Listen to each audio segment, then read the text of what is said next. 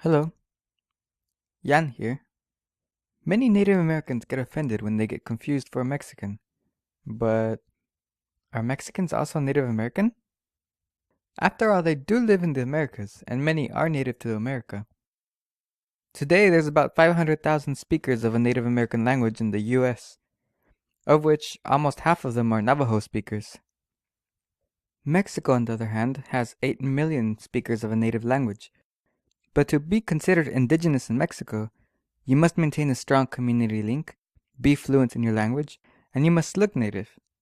Even then, you will never have a birth certificate that recognizes you as native. Kind of harsh, right? So there are natives in Mexico, but what about everyone else? First of all, it's important to establish that Mexican isn't an ethnicity in the sense Mexico is a country just like the United States. That means it has people of different backgrounds, although the government likes to assimilate everyone. For example, Diego Rivera had Jewish ancestry. Frida Kahlo only had native ancestry from part of her mother's side.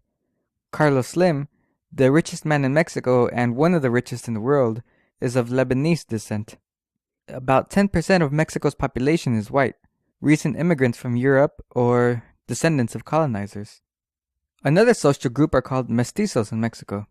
They're the mainstream, the ones most people in the US will call Mexican.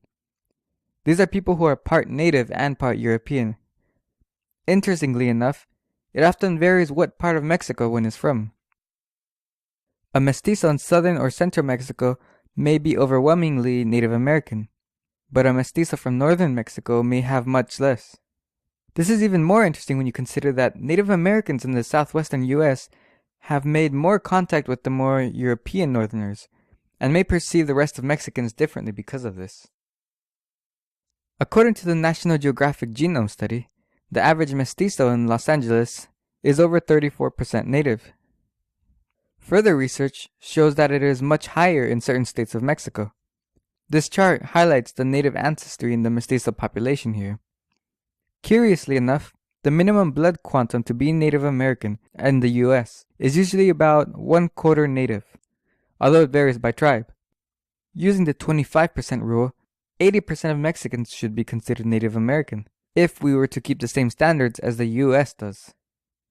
So why don't we keep the same standards? It could be a policy of divide and conquer. For one, if Mexicans were recognized for their heritage, the Native American population would rise much higher in the US, and that would make assimilation efforts much more difficult. And who knows what could happen if Mexican natives worked together with US natives. Also, Mexican native governments don't have a history of making treaties with the US government, which means they don't qualify as natives on paper. Of course, you can thank the Mexican government for dismantling almost all forms of autonomy and election of native governments, but that's a story for later.